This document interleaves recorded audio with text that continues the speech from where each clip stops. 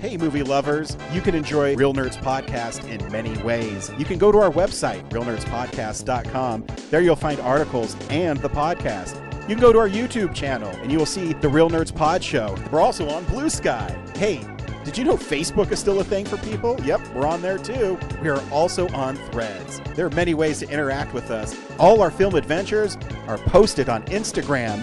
If you have a social media account, you can find the Real Nerds Podcast. Camera, action! Well, a real nerd knows who shot, and a real nerd can follow the plot, and a real nerd can... talk film! I'm sorry. Take it outside. Well, a real nerd knows who shot, and a real nerd can follow the plot, and a real nerd will give it all they got. Lights, camera, action! Real nerds! Oh man, it is a brand new day here at Real Nerds. Finally, after 5 years. You know how lucky I was for a long time? In 2016, there was a new Spider-Man movie like every year. Or two a year. You know, but, oh no, we got to take a break. We're going to take a break. Every week on Real Nerds Podcast, we see a new movie and we podcast our experience with the world. This week, we saw Spider-Man Brand New Day. Stay tuned, where we'll review the film. Recommend the film, play the trailer, then spoil the film. We'll also talk about stuff we watched throughout the week, because we like movies. Yes, we do. We like movies. How about you? I know this is the week you've been waiting for, Brad. Spider-Man week. Finally. It's just the anticipation. I can't wait to palpable. I have no idea how you're going to review this movie. I can't imagine if you liked it or not. I know. I mean, who knows? We may never know. Big mystery. When I review this, everyone would say, "Did he like the movie or not?" I don't understand what he's talking about. But no, it's as a. You didn't seem excited about it coming out, so yeah. Very confused. It's always funny because I actually have a really big boy job, and I really don't have to tell my boss when I take time off. He trusts me enough to know I get everything done, and it's a very nice position to be in. But I still always tell him, because it's kind of fucked up if you're going, "Hey, I expect you to be here at this time and you're not here. What the fuck's going on?" So I always go into his office and I say, "Hey, boss, next week is opening day for Spider-Man, and the first showing's at 2 p.m, so I'll be leaving work around noon." And he's really cool. He just says, "Oh, that's a great idea. You know, you should have a life outside of work, and that's really cool." But I always say I'm a 45-year-old man who's telling his boss he's leaving work early to go see Spider-Man. I'm going to watch the Spider-Man. Yeah. And, sir, I need to make sure I leave by noon because I have to drive all the way to Westminster. But I did. And, Brad, do you recommend Spider-Man Brand New Day? I think it's all right. It's always one of them. It's not a bad movie. Like, it just feels like another episode of the Marvel universe. I miss, I'm not as well versed in Spider-Man as you are. So there's a lot of like Easter eggs I don't get, and a lot of lore I don't understand. Stupid motherfucker. So I miss the days of like just... You keep Peter Parker's name out of your mouth. I miss the days of just like watching a singular Spider-Man story of like, here's a cool villain Spider-Man's up against, and like I want to be introduced to more of this specific just Spider-Man only stuff. But there's so much like, okay, we got to connect this to the greater universe now, that I'm just like, man, Tom Holland's kind of on the end of not playing this character anymore, and he hasn't really gone up against his own Green Goblin. There's been no Harry Osborn. He finally gets to go against Scorpion, barely. It's really all about the greater MCU, and I just kind of like, there's really no J. Jonah Jameson. He wasn't the last one, but sort of like all that kind of stuff I miss from the Spider-Man universe. And it opens with a great like sampling of that, which we've talked about for years. But yeah, I just miss like, just having like a singular Spidey experience. Yeah, this movie's awesome. What? I mean, actually, I'll push back on you a little bit because I do think it's actually a singular Spider-Man story. You bastard. Because So wrong. When I watch this film, and yeah, you should go see it. I mean, why am I telling you should go see it? It's already made $1 billion. Yeah, everyone saw it. Yeah, but here's a trailer for Spider-Man: Brand New Day. What is happening to me? Did you miss me, Spidey? I'm losing my mind. I am totally out of control. I gotta fix whatever this is right now. Final semester MIT. Dad, who do you think is actually watching these? Maybe someone. Okay, well, bye, someone.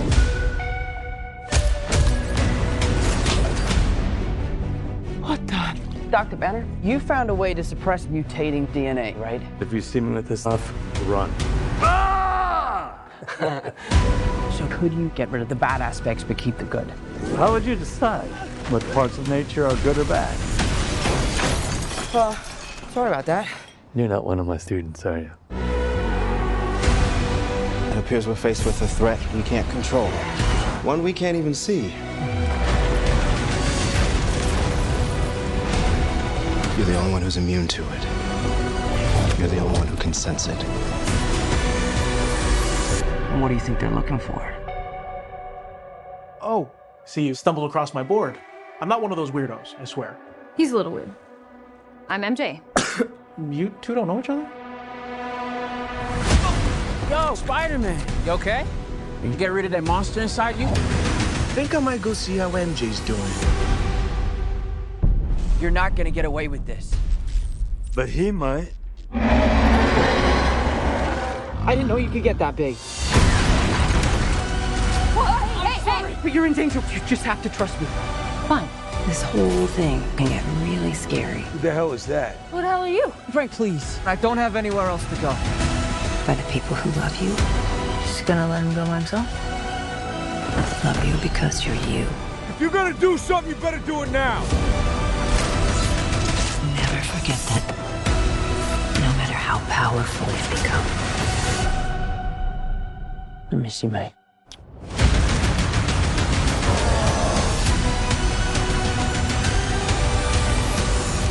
Huh. All right, just give me a sec. Give me a sec.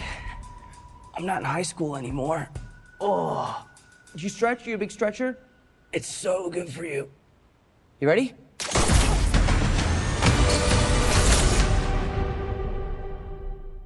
This picks up 4 years after No Way Home, which is interesting that it did a time jump that far. And what I've been saying this for years, and if you've been on this podcast or you've known me as long as you've known me, I always wondered why you can't have a superhero movie open with a montage of him fighting D-level villains. Yeah. And this movie literally opens with him fighting Ramrod, the Boomerang, Tombstone, Tarantula. What's even cooler is they took screen grabs from really famous Spider-Man comics. So the Tombstone one is one of my favorite covers ever. It's by Sal Buscema. It's from Spectacular Spider-Man 147. So it's really cool to see that. The guy who played Tombstone actually voices him in the cartoon. So that's also really fun. The Scorpion is in it.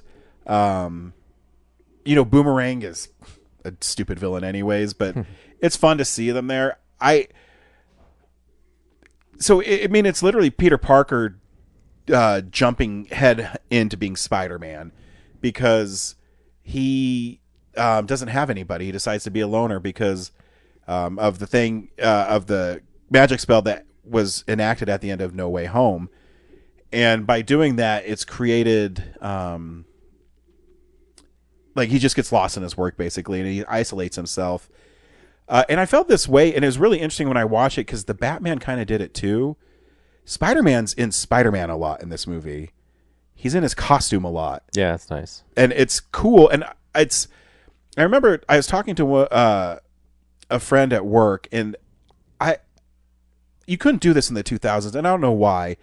They had this adverse reaction to characters, that how they look in the comic books being in movies. And I remember feeling it being really surreal when Spider-Man walks into damage control and there's hand ninjas just walking around there, and Spider-Man in Spider-Man costume. And I just sit there and I go, this is awesome. This is what I want. And I love that Pete gets lost in his work. And it's the story is pulling from a couple comic book stories. In the other, Pete actually mutates into more spider-like, which he's doing here with the organic webs. But it's because he's forgetting who Peter Parker is, and he's just focusing on being Spider-Man. And that longing that he has. And Tom Holland's incredible in this movie. And there's just... the moments are... I just get lost in the moments because I love Spider-Man so much. And so you can't review this movie clearly, is what I'm hearing. No, I couldn't. I've told everybody there's a Spider-Man movie would have to be really bad for me to say fuck this movie, because he just, and I was actually talking to my wife after the film because she obviously came and saw it with me. I'm not ashamed that I cry at Spider-Man movies, but she is. She totally is. But you know what I mean? Because I think it shows a lot about me that I care about him so much. And there's a moment in it because the stuff with the Punisher is really funny. You know, he's trying to solve his problem to get back to normal. But what Peter doesn't realize is that him and MJ has that scene too, where he's making a choice for someone. So not only did he choose for them to forget him, but he chose to go away for a while. And that isolation led to who he was, where he's a great Spider-Man, but maybe not such a great Peter Parker. And it's really cool to see that, because I like that version of Pete more than the one that's in Spider-Man 3, where he's just kind of douchey. Yeah. In a funny way. Until he hits Mary Jane, that's not funny. But this movie, I thought it did it so well, and they had the Spider-Man's action is incredible. It reminds me a lot of the video game, and then I watch interviews with the director, and they took stuff from the Spider-Man games. That scene at the beginning where he's running and he jumps and dives off the building. The fight with the Hulk is just... it's not even really necessary. I understand that it's not necessary, but it's cool. And I appreciate that. Yeah, I mean, I have had people tell me one of their complaints is it's not really Spider-Man villains, because it's Jean Grey, but Jean Grey is really not the villain of this film. She is trying to find her sister, which I don't know enough about the X-Men. I don't know if she has a sister in the comics. I have no idea. But the way it affects Peter, and there's that moment where he's building Legos with Ned, and then Mary Jane, or MJ says, I don't remember anything. That's why it was so scary. And he has that realization that, oh, Jean's not the bad guy, and that I've been lied to, and in me trying to do the right thing, I've actually hurt people, is really Spider-Man-ish. And he has that scene where he goes in and talks to Jean through Aunt May, and he says, just because we've lost somebody doesn't mean we're alone. And that got me. I go, oh man, that's really powerful stuff. And I don't know, it's a different Spider-Man movie. It wasn't one I was expecting, but it's one I love. Corinne texted me like 30 minutes after I watched it and asked where I rank it, and that's really hard for me to do right now. I need to. I mean, I saw it twice already, but I need to see it a few more times. I still think No Way Home's the ultimate Spider-Man movie. I know No Way Home's like, fan service, and there's, hey, we're bringing all these villains in, but it's also a really interesting origin story for Peter Parker. I've always said that the first Spider-Man movie can never be replaced in my memory of Spider-Man movies. Spider-Man 2 is probably the best Spider-Man movie, but not in my eyes, because there's just things that I like. And I just appreciated this movie so much, and I love the character so much, that, yeah, you can quibble with, it's not Spider-Man villain. But, I mean, I don't know what villain you would put in there. I always thought it'd be cool for them to do the Spider Slayers, where he has to fight robots that their only goal is to kill him, and they're put together by a mad scientist. I feel like if you're the Scorpion, if you're Michael Mando, you're like, fuck. Yeah, but he like, we got all the other guys out of the way, and I finally have a chance to be my guy, and like I'm just in like 2 scenes. Yeah. But that scene's interesting too, because I love the character of Jean DeWolf. She's the cop. She has a great arc in Spider-Man, and if they actually did her story for the next one, it'd be awesome. One of the best Spider-Man under the radar stories is the death of Jean DeWolf, and it starts with her being murdered, and Spider-Man has to figure out who did it and why. And that'd be a really interesting story to do. And I think too, Sony kind of backed Spider-Man into a corner with all the villain spin-offs, whether it's Venom, Morbius, Kraven. I mean, you're taking a lot of his A-list villains, and so I don't know what villain they could do. That's for someone else to figure out. And they even put Chameleon in Kraven. So could you put Kingpin? Sure, but he's kind of looked to as a Daredevil villain now. I don't know. I like the Punisher a lot in it. I didn't know how they were going to make him work. I've never been a big Punisher fan, but he works in it. Yeah. And it is weird though that like the Punisher has done so many terrible things that Peter just kind of like seems to gloss over it. Well, that's in line with his character. One of the hardest things I'm struggling with in the actual comic books right now is Norman Osborn is his mentor, and I really struggle with that because in the comics, Norman has literally killed his girlfriend and made his life a living hell. But that's just who Spider-Man is. Yeah, yeah, it's a great movie. It really is. And I know I'm a Spider-Man fan, but there's a lot to really like in the film. Brad, why were you not so in love with it? Because you're a fucking asshole is why. Yeah. You know what? Batman sucks dick. Yeah, I know. You already said that. Well, first off, like, overall, like, the movie is good. Like, it's worth watching. It's fun. But there's stuff like, he's sitting there with his, like, huge computer station being like, does he make money as Spider-Man? Because, like, where else is he working? Like, where is he getting his they kind of glossed over that. Yeah, I don't know. At the Bugle. Yeah, the funny thing is the only thing that was noticeable to me is product placement was pretty bad. Yeah. Like the Little Caesars pizza. Like, if you live in New York, you don't eat Little Caesars. You go to, like, I mean, the only thing I could say is because it's really cheap and he doesn't have money. But, yeah, whatever. Yeah. But again, like, where does he get his money? I don't know. Where does he work? Does the police pay him? Well, I don't think does the wolf pay him? Yeah. Yeah. So there's that. Yeah, like Jean Grey, it's like, okay, so this all revolves around, like, she lost her sister. And, like, if she's going to be, like, a significant character in the X-Men, like, she also did, like, a lot of terrible things to other people. Yeah. Yeah, like, she got, like, inadvertently got a bunch of people killed. Yeah. But is that going to just get swept under the rug? Like, how's she going to be part of the X-Men? Well, they all do horrible things. Magneto. Yeah, but, like, Xavier's crew, like, I imagine she's going to be part of Xavier's crew, and, like, she's probably got, like, a warrant out for her, but I don't know how she can live, like, in the mansion while that's going on. Yeah, I mean, it's interesting threads they're going to have to fix. I mean, I do know at Comic-Con, the footage they showed from Doomsday is Doom raising Sentinels.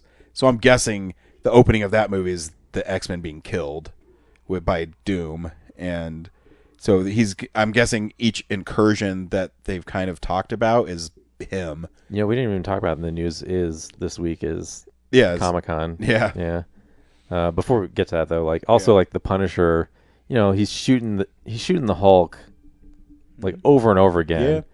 Yeah. I think it's well known that bullets can't hurt the Hulk, and he's doing it anyway. Seems like he's smarter than that. I don't know, is he?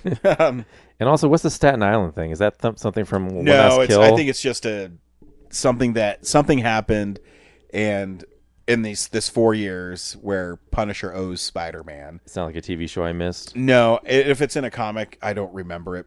I mean, there is a Staten Island thing with the Punisher. I can't remember. It's really early in Spider-Man. It's like 130. No, I don't know. I think there is one. Maybe 151. If I don't really remember off the top of my head. Yeah, and then he gets shot by the Punisher, and then like, I guess all the orderlies know he's Peter Parker now.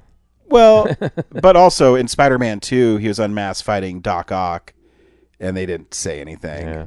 I mean, because how would they even know who Peter Parker is? But see, that scene got me too, is that he realizes how important he is to everybody, and that he's not alone. He's definitely has somebody. It was really fun when like the Punisher's wearing his mask. He's like, pretending to be him. But yeah, like the emotional core of just like trying to get back with MJ and her being like, look, I don't love you because I don't have those memories and I'm sorry. Like, yeah, that scene where though Jean was in. Oh, that's MJ so mean. It was fucking brutal. Again, like super mean of her to do that. Yeah. But I've watched it twice now. Mm-hmm. I've fallen asleep before that happens, and so I don't know how they got from A to B on that. Yeah, I don't know how she got into Mary Jane as well. I mean, obviously she figured something out, but I imagine she got to the apartment before he got there somehow through somebody else. Yeah, because I think it happens when he says, I know you don't know me, but you got to trust me. I'm the real Spider-Man. And she kind of does this head whip thing, and she says, okay. I think that's when the jump happens, but I'm just guessing. It is really interesting that, there's an MVP of this movie, and it's that guy he meets on the street after the webbing explodes. And he says, maybe I'll go check out MJ myself. And he has that conversation with that dude on the street is really great.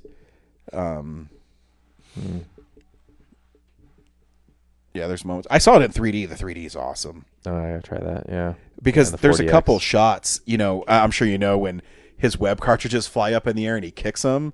I go, yep. And the part where he's fighting the Hulk and the building's collapsing and he's bouncing between. Oh, it looks awesome in 3D. Nice. Yeah, that's it for me. Yeah, again, like the Jean Grey of it all. It's just like.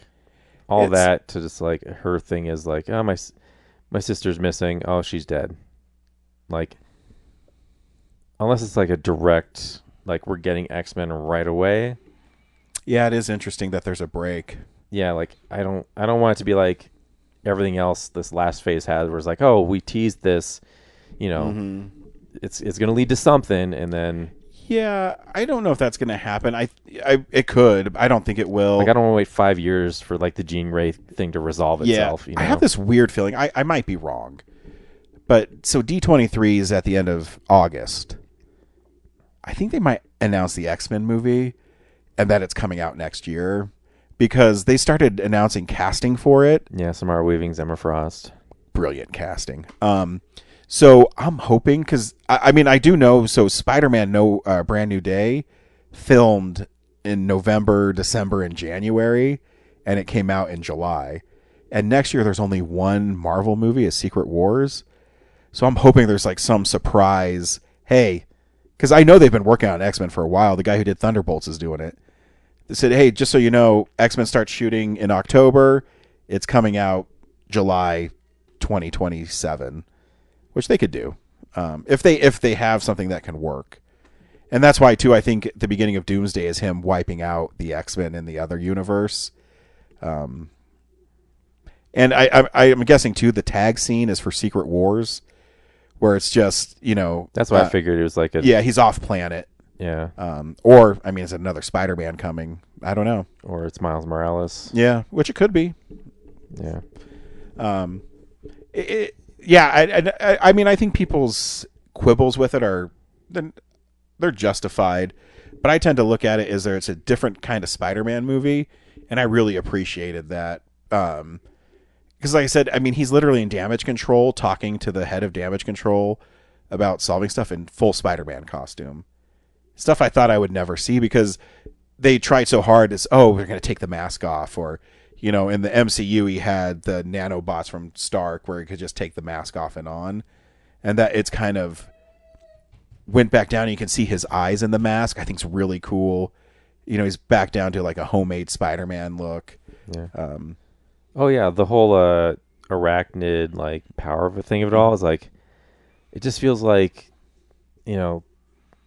getting away from the Tobey Maguire, like it feels like they're weaving him back into like those superhero powers where it's like I enjoyed that they finally did a fresh, like he built his own web shooters thing. Like that's his thing. And now they're kind of like, let's make it organic. It just feels like a step backward. Sure. So, and like I don't need that. Like he's already powerful as is. Like he doesn't need like extra arachnid powers. So, yeah. But I get it's there because of that storyline. Yeah, it's just him. It's just him evolving, but like it didn't add anything for me. Yeah, it's fair. Other than your rationale of it being like, he's been more Spider than Peter Parker. Yeah, well, because I mean, my of course I love the line where are you Spider-Man or Peter Parker, and he's I'm both. I go fuck yeah. What's the what movie is the I choose both? What is that? I don't know. It's like some stupid comedy. Damn. But Spider-Man's great. I can tell you though, it is kind of trippy how popular he is. I mean, he's always been popular, but I remember in Endgame where he came back and the theater lost their mind. And I remember like a tear was rolling down my cheek as I go, he means that much to everybody. And what's amazing about these Spider-Man movies is money isn't a direct relation to quality, but it shows that people really respond to Tom Holland's Spider-Man, because that it made $360 million is I honestly can't fucking believe it. Yeah, it's crazy to think that like he's already played him so much in a short amount of time. Yeah, and that he's in 4 of the highest grossing movies of all time. Look at this. You want this? Oh, he looked at you all sad. No, Yinkin. Can't have it, bud. So, yeah, it's a great movie. I don't have to tell people to go see it. Everyone's already seen it. Yeah, it's the highest grossing movie of the year. Yeah. Already. They're already saying it's going to cross $2 billion, but... take that, Avatar. Yeah, fuck Avatar. So yeah, Spider-Man, brand new day. People should see it. We watch films throughout the week. Did you want to talk about Comic-Con? I think you should. Cool. We have news this week. Comic-Con! It's real news! Yeah, it's, I guess what the big announcement, I guess, is Ghost Rider, right? Yeah, and we finally got some Doomsday stuff. Yeah. The trailer for Doomsday was great. It's cool, but I'm like, again, I'm worried that... I'm being so nervous. No, it's all right. It's over there. It just feels like they're making... I don't know a lot about Doctor Doom or whatever, but I've heard this thing called Battle World where he just puts the characters against each other and makes them fight. That's Secret Wars in the 80s. Which just sounds like Mortal Kombat. Okay. So they're just making like this big like... And I've always hated like the comic book store like banter thing of like, who do you think would win in a fight? Black Panther or Shang-Chi and Gambit, or Black Panther and the Fantastic Four? Like, it just seems like they're making that bullshit. Oh, it's definitely going to happen. Ugh. But Doom is, if you look at any list in comic book stuff, he's always number one as the greatest villain of all time. And I'm not as well versed in him, but he shows up in Spider-Man a little bit. And I do love this issue of Spider-Man where Spider-Man's going to do something about Doom, but he can't because Doom has diplomatic immunity because he's the ruler of Latveria. I'm interested to see, because like I said, when we talked earlier in the show, when I said, I think he's all the incursions. I think he's bouncing from multiverse to multiverse and he's wiping out the heroes. Why he's doing it, I don't know.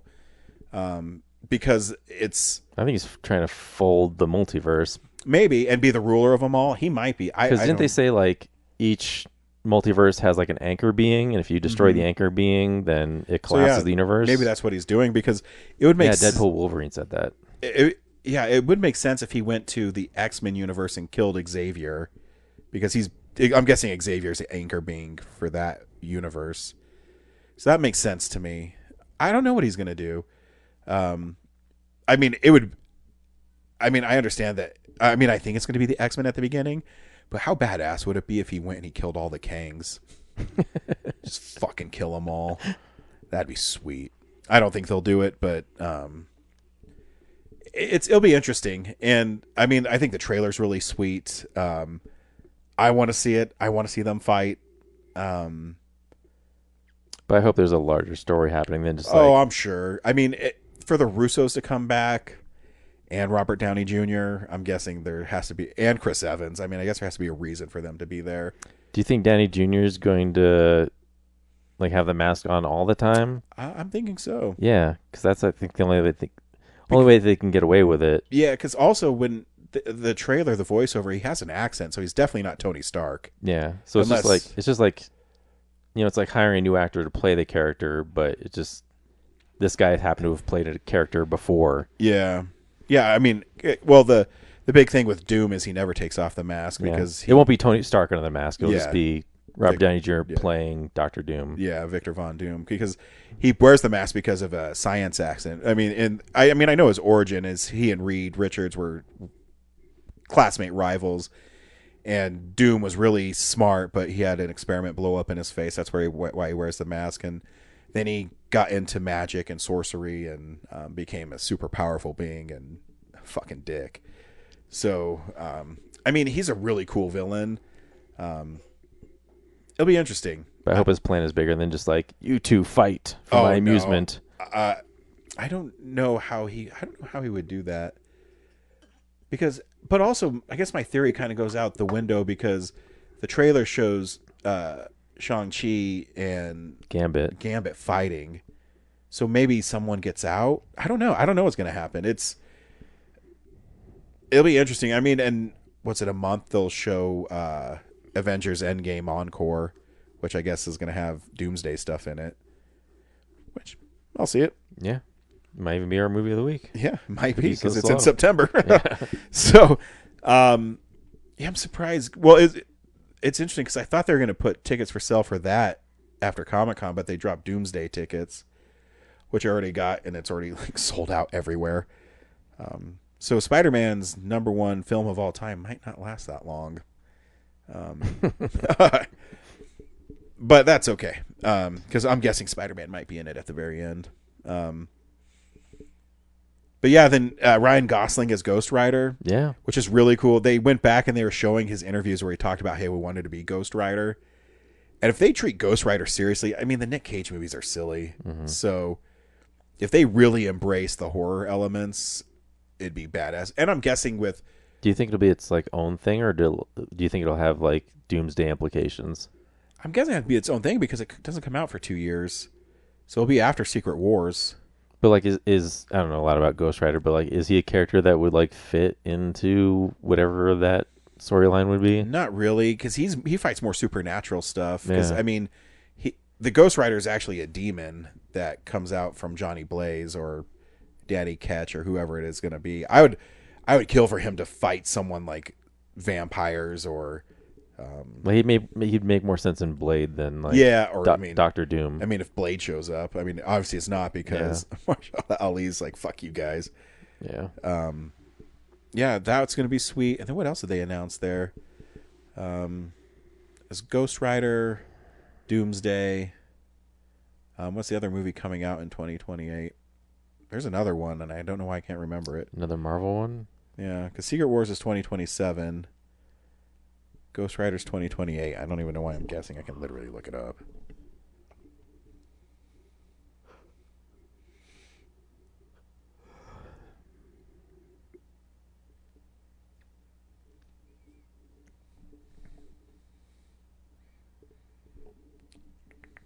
Oh, yeah. Oh, Black Panther 3. Oh, yeah. So that guy, David Johnson, he is fucking fantastic. Yeah. That is a great pick. He is so good in The Long Walk. And he's great in Alien Romulus, too. Yeah. So that's inspired casting. And Black Panthers, it's a cool series anyways. So I'm totally down for that stuff. But I'm also like, Black Panther's son was how old in 2000 or 2018? I mean, he's a baby. Yeah, So and it's 10 been 10 years. years, and then the 4-year blip thing. Yeah. So we're like always operating the I mean, future. I guess he's so like 18, 19, 20. he seems so young Yeah. still to be the Black Panther. Maybe But the actor's not that young. Maybe something happens to Shuri. I don't know, because she's the Black Panther right now, so something would have to happen to her for him to be the Black Panther. Yeah. But I think she was at Comic-Con too, so I don't know. Maybe there'll be a gang of Black Panthers. I don't know, or a team up of Black Panther. Maybe there's different Black. I don't know enough. It's about the third Black one. There's Panther. going to be 3 Black Panthers. Yeah, I mean, I don't know enough about Black Panther. I just know he's a cool character. Yeah. I have 2 comics of the Black Panther. One I literally bought it for the cover. It's a Black Panther punching the KKK. It's fucking awesome. And so I got that because it's Jungle Action 17, and it literally is the Panther versus the Klan, and he's just punching fucking KKK guys. It's awesome. Awesome. Yeah. So yeah, it'll be good. I'm excited. Hey Brad, what'd you watch this week? So, yeah, this is the stuff we've been watching. Well, I didn't have a lot of time because I made my own movie. Oh, that's right. Fuck that. Tell me about your 48-hour film. Yeah. So this year we drew Misunderstanding or Action Adventure. It's our genre, and we chose Misunderstanding to do. And we had a team of 4, and I was looking for locations for the Esquire movie, and this place I got would give us a lot of time for not a lot of money. So I was like, hey, can we also have it for the 40-hour weekend? So I got this, like, basically abandoned storefront, which had like a cool basement area and a kitchen area. It's like a house commercial hybrid thing. So yeah, we wrote this story about these 2 chemists because the character was a chemist. The prop is slime, and it's these 2 chemists that are like rivals, and they're trying to like work on this anti-aging serum, but they don't trust each other. They try to one-up each other. It causes all these misunderstandings that result in some transformations. And the name of your film? The Alchemists. Your trailer is very mysterious. I like the music in it a lot. Thank you. It's bought from a stock music site. Yeah. It's I don't want to spoil it. No, don't. And you shot it on VHS. Because of our fun little Real Nerds thing, I was like, I want to try and make a 48-hour on a VHS, and it is hard. So how do you edit that? Just you take the tape out, you put it in a VCR, you plug the VCR into a capture card for the computer, and you just sit there and go in real time, like start, stop, like on the computer, record, play the tape. When the tape gets to like the end of a take, hit stop, start again. Wow. To create the different takes, yeah. I mean, you could just ingest it as a single, I think it was 30 minutes worth of footage we did. You could do it as a one big thing and then cut it up later if you want, but we wanted to have like the individual clips so we could like get there faster. Yeah. So when you edit that way and you put it in the computer, do you color time it? How do you what do you do with it? I mean, you could, but I you want to keep the aesthetic. Yeah. I wanted to, but also just like, we're on a time crunch, so it's like, how much better is more effort gonna like make it look? You know? So, does it take place at a different time because you're using VHS, or is it modern? It's both, I guess. Like, one of the cool things is like, so Alex from The Bug, he lets us use a bunch of props. The Bug had like a bunch of chemistry stuff, beakers and things, but he also had an Apple IIe computer. Oh shit! So and a monitor for it. So we set that up as background. So it's like sort of retro, but also I don't think it's too far into because they're working on this like futuristic serum thing. Yeah. And we didn't shoot the whole thing on VHS, like all the slime effects, like the serums they're working on. We shot those on Sunday morning, and to get the detail of the bubbles and things, I need like a macro lens. So I was like, let's just shoot it with the DSLR. So those little effects are done, very modern, but all the acting and performance of the characters is on VHS. And shooting VHS, like the viewfinder is just black and white and tiny.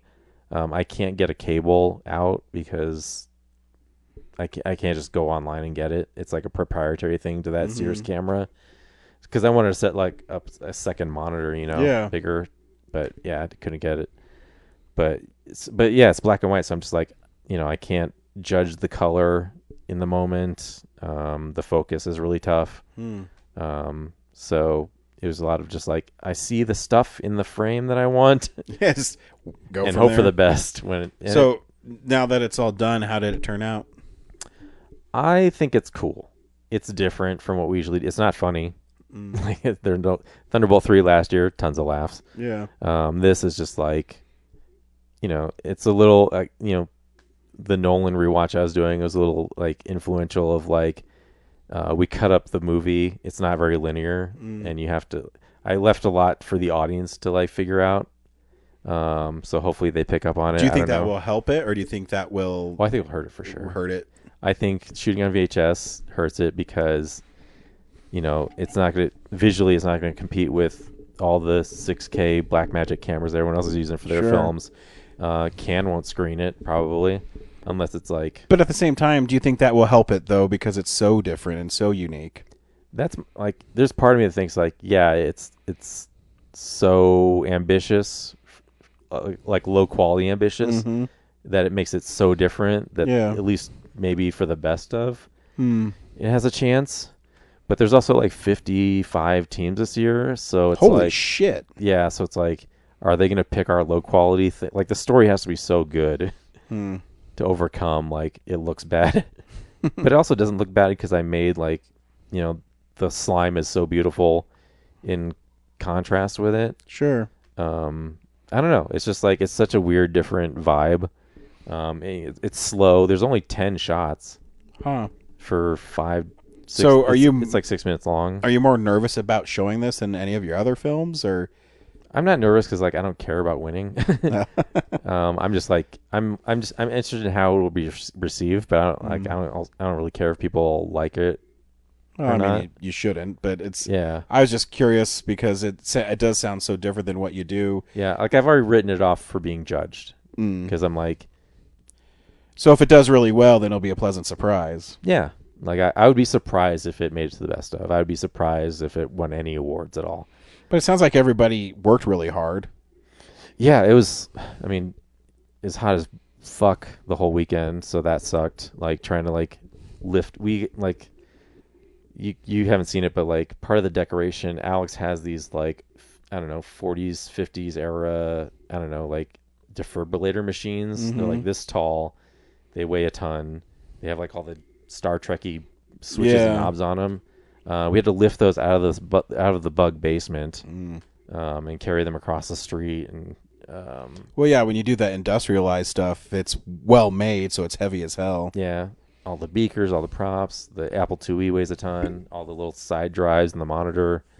So it's like a lot of lifting and moving around, and yeah, like that alone was a lot of work. And then there's this effect in the movie that I wrote in stupidly, where they're working on this tub of slime, right? Yeah. And the slime is supposed to come out of the tub and like grab the girl's arm and pull her in.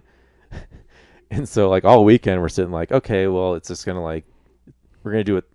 This is how you do it. Like, we're gonna have this thing, and like we're gonna film it this way, but then reverse it so it like slides in the opposite, so it looks like it's. But then when you actually do it, like start doing it, you're like, oh well, the slime is already gonna be on her arm when it reverses, so that doesn't make sense.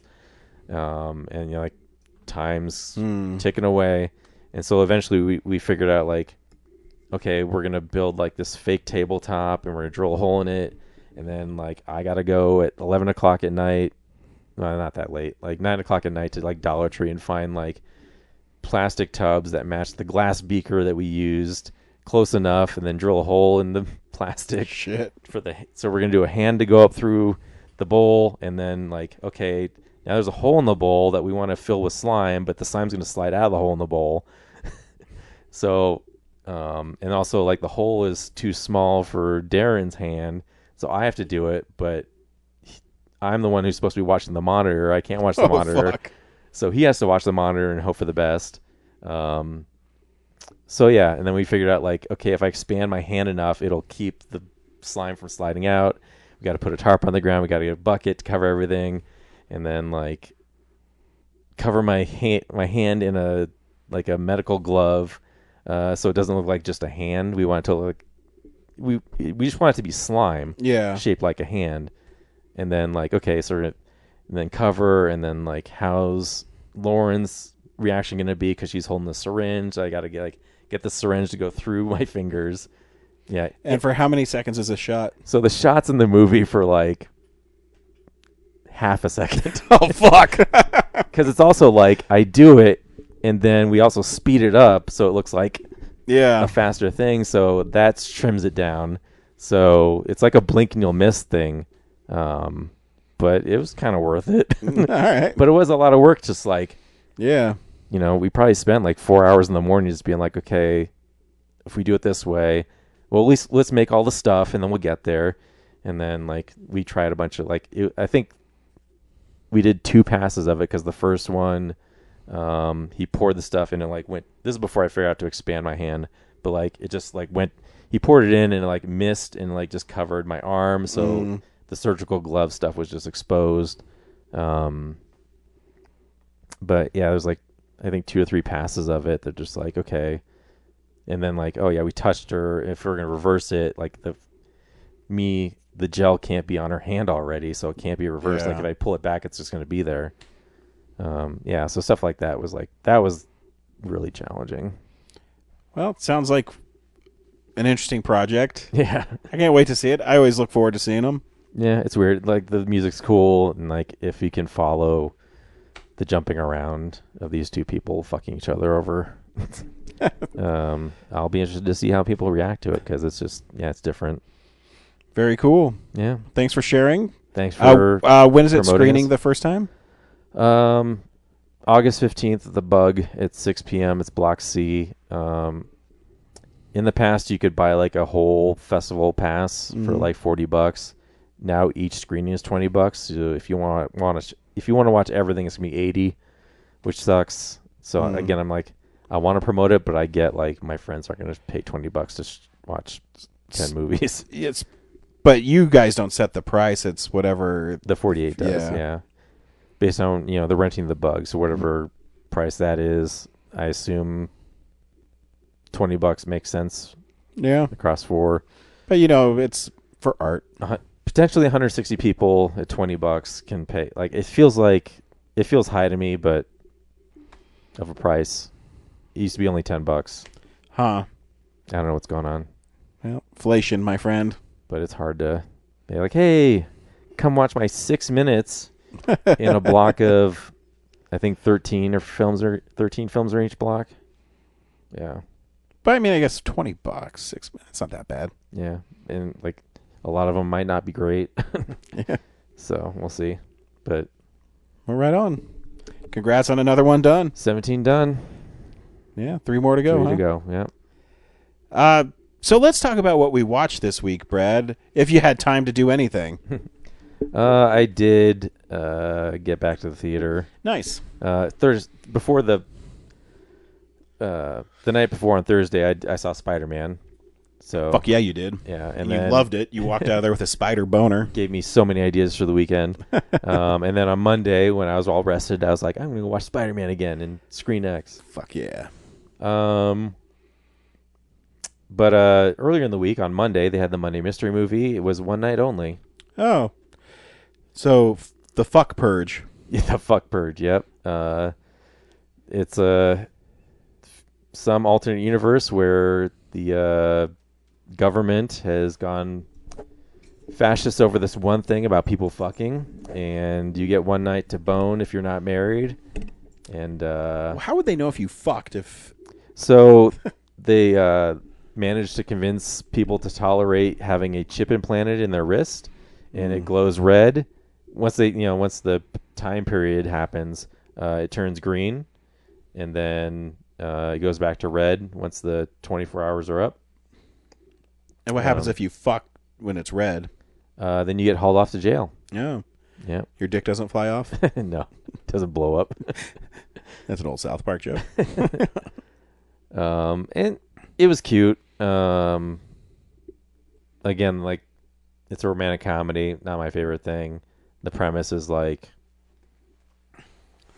my joke was that someone, like a screenwriter, was like, listen to the Patton Oswalt bit. Mm-hmm.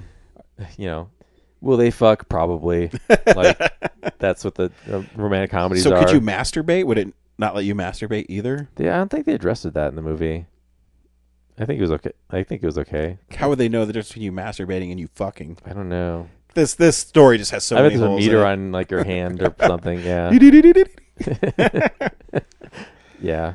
That part, like, again, also that's not like a ton of detail. It's kind of like they set up everything, but it's really about, like, you know, the two characters that you see, like, they cross paths with each other. Like, they meet each other once, and then you think they're gonna like have like go from there, but like he had sushi and got dumped by Maya Hawke, and so he barfs in front of her, and then Monica Barbaro gets turned off, and then they kind of like diverge for like a bunch of the movie, and they try to hook up with other people, and they just kind of find their way back to each other each time. Yeah. Gay. I'm glad you watched it because it doesn't sound like something I would watch. Yeah, but I should always, every movie could be good. Yeah, it's like, again, like, I don't like romantic comedies. It wasn't that bad, but also, it's just the Patton Oswalt bit. Like, will they fuck? Like the whole time, like, yeah, probably, and they do. Spoiler alert. But they wait a year because in the process of all the crazy stuff that's happening, there's also a bunch of cameos. God, what was it? Like LeVar Burton's in it. Geordie LaForge. He plays Callum Turner's, that's his name, right? Mom's like boyfriend, I guess. All right. Yeah, not his real dad. Reading Rainbow. Yeah. Yeah. And Molly Ringwald's his mom. A bunch of SNL people or the like worst people at the bars. Bit keeps on showing up on my feed is the drunk uncle. Yeah. He ripped my button, man. I ripped your button. If I could turn back time. I'm sorry, I'm not Brian Fellows. So I also saw Motor City, which is the Alan Ritchson. Oh, yeah. What do you know about this movie? The poster. Okay. Almost no dialogue. All just silence and action. Ben Foster is the bad guy. It's kind of set in the 70s. Shailene Woodley is his girlfriend. He steals her from Ben Foster, and then Ben Foster sets up this plan to frame Alan Ritchson, who's on probation, and then he gets framed for having drugs in his car, so he goes back to prison. And then while he's in prison, Ben Foster steals Shailene Woodley back, and then there's a Ben McKenzie is a detective who realizes that the police in Detroit are He in plays on cops it. a lot. Yeah, that the Detroit police are in on the take with Ben Foster, with the drugs and everything. So he whistle blows, but then the cops find out that he's whistleblowing and kill him. And then Alan Richardson breaks out of jail and tries to track down everybody and kill them. And he has a bunch of Vietnam buddies that he brings along to help kill those guys. Hell yeah. And it's like all just like fucking mass death and destruction with like no dialogue. Just like reactions. The only dialogue is Shailene Woodley says a couple lines of like, I love you. And they're supposed to be like significant things. But yeah, it's just 70s soundtrack. And the 70s soundtrack is kind of like all like the James Gunn hits and a couple other things. But yeah, it's just like this revenge story of like, this guy stole my girl and I'm going to go get him. So should people see it, or is it whatever? I respect the attempt at like, it's different because no one's talking. Yeah. And it's just like pure acting and emotion. But also like, it's just like the revenge story you've seen a dozen times, the action you've seen a lot of times, like any John Wick knockoff. And the ending's not that satisfying because he goes through all that, fucks up Ben Foster, and then Ben Foster somehow gets away, even though he like is in this horrible car wreck. And then it cuts to like 40 years later when there's like super old dudes, and Ben Foster's like on an oxygen tank in some, I don't know where, some mansion somewhere. And then old Alan Richardson shows up to kill him. It's like, really? It took you like that long to find that guy? You seem to have no trouble getting out of prison and like tracking him down in Detroit. Yeah. And they like have an understanding like, we both loved her. I was like, what was so great about her? I don't know. She was nice. Saw The Dark Knight Rises again. Yeah. That's great. I know people don't like it that much, but Fools, I tell you, fools. It's a lot of good spectacle. And then so I've had like a digital copy of Jason Bourne because I signed up to something for like the longest time, but I've never watched it. Oh yeah, how old is that movie? 2016, so it's 10 years old. Yeah. And I think I've only seen Supremacy and Ultimatum. Oh, you haven't seen the first one? Yeah, that was good. But I think I get it. Yeah. he forgot who he was and then has to fucking destroy the. There you go. Yeah. And this is kind of the same thing, except hey, his dad got him into the agency. He has a dad, and guess what? The agency also killed his dad. I don't remember the movie at all. That's it. That's what. I know Ultimatum's awesome. Yeah, Tommy Lee Jones is the bad guy now. Julia Stiles is the girl they kill. That's right. Yeah. To piss him off, and yeah, he just goes and fucks shit up, and good for Jason Bourne. And the twist is his dad got him into the program. You know, I always thought Matt Damon was kind of a fairy, but he fucking kicks ass in this movie. What's that from? 40-Year-Old Virgin. Okay. So, yeah, and it's like 2 hours and 10 minutes. I was like, all that just to say his dad put him in the program? Okay. What'd you watch? I watched all the Marvel MCUs. Well, I couldn't get them all. Wow. Yeah, I couldn't fit them all Spider-Man. in. Yeah, Spider-Man Marvel. Like you didn't watch Iron Man Forward. No, Spider-Man. Yeah. So I watched Captain America Civil War, which is a great movie. Homecoming, which I love. The Vulture. Michael Keaton's great in it. It's such like a genius move to make like the Vulture a scavenger. Yeah. And like it's Marvel. He's not just some like jewel heist dude. Yeah, and he's one of. I think his updated look is really awesome. The bomber jacket with kind of the feathers is sweet. Yeah. Far From Home, which for some reason seems pretty low on the Spider-Man rankings I've been seeing. I always really loved that movie because I love the idea of who Mysterio is, because that's a dorky villain. I mean, he's one of my favorites, but still a dorky villain. But as the week went on, I go, fuck. And I mean, Infinity War is 2.5 hours. Endgame is 3 hours. No Way Home is 2 hours and 40 minutes. I can't fit them all in, so that's where I stopped. But I'll watch Infinity War again really soon because of Endgame coming back out in theaters, and I'll watch No Way Home. Then I watched Spider-Man twice. Saw it in 3D. Like I said, it's really great in 3D. And my wife, I always have eventually Ryan's right, and sometimes with my wife. About a month and a half ago, she texted me and she said, "Hey, you're right, and I don't like it." Great way to start a conversation. I said, "What's up?" And she said, "I'm trying to stream A Clockwork Orange, and it's not on streaming." I said, "Oh yeah, I mean they'll take stuff off all the time." And she said, "Well, do we still have the DVD?" I said, "I don't know. It's your DVD. The DVDs are in our guest bedroom." I said, "It's probably behind my Simpsons and Family Guy collection, so you'd have to look." And she said, "Oh, okay." And then on Black Friday, the 4K dropped to $12. And I'm guessing because they're putting that huge Criterion Kubrick collection out, which is $600, so I'll never own it. Hopefully they release them individually.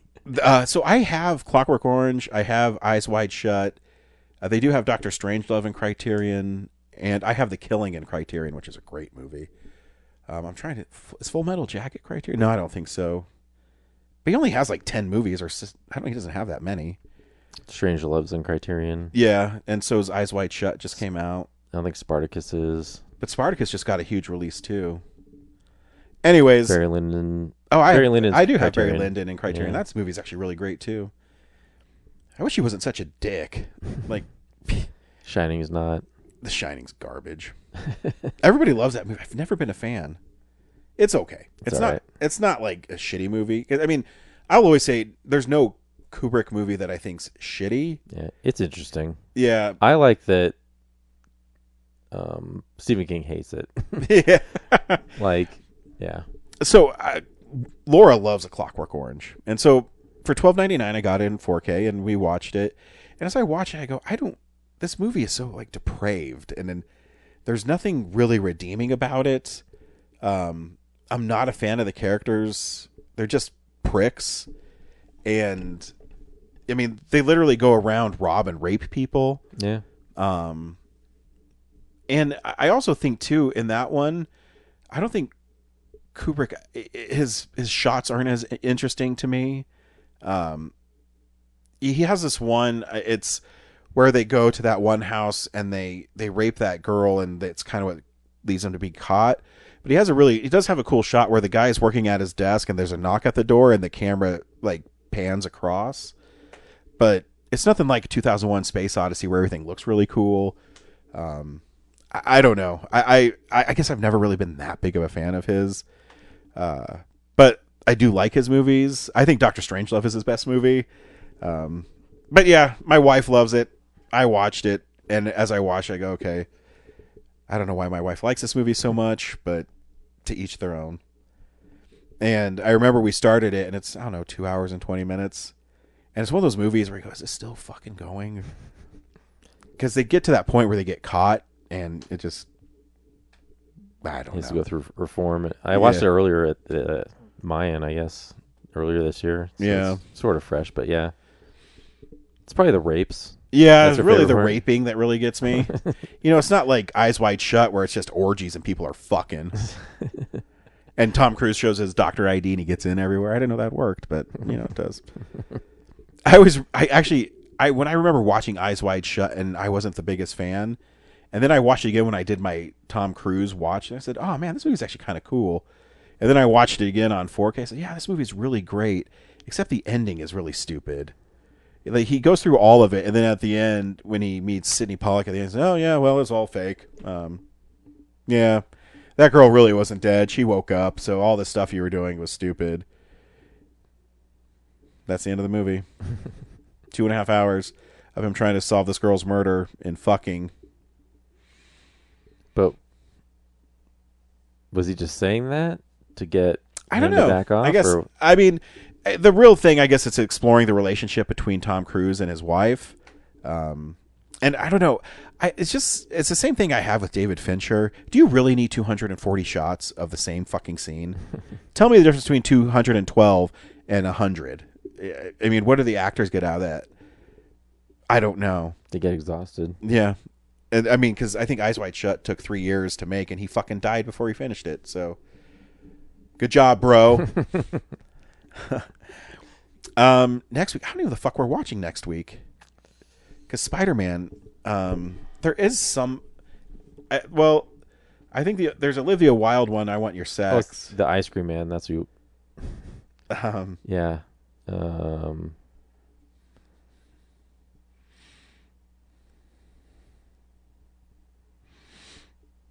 guess there's Super Troopers. Oh yeah, Super Troopers 3 I think is the big thing. Yep. I don't know, that nothing really tickles my fancy. I don't know. Yeah. Super Troopers, I Want Your Sex, or Yeah. Ice Cream Man.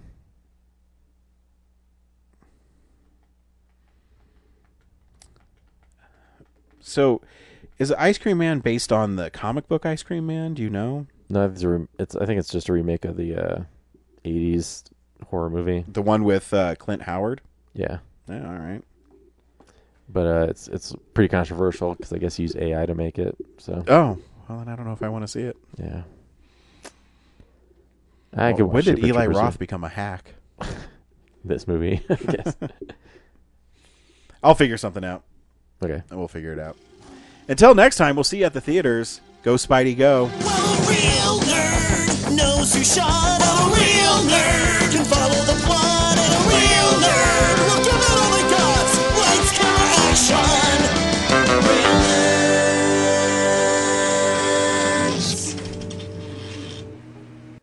Thanks for listening to Real Nerds Podcast, a Nebulous Visions production. Stream or download episodes, read articles at realnerdspodcast.com. Stream us on Apple or Google Podcast, Stitcher, Spotify, or iHeartRadio. Follow us on Facebook, Real Nerds Podcast. Twitter and Instagram at Real Nerds. Watch us on YouTube, Real Nerds Podcast. Email us at realnerds@gmail.com. Call us at 720-6nerds5.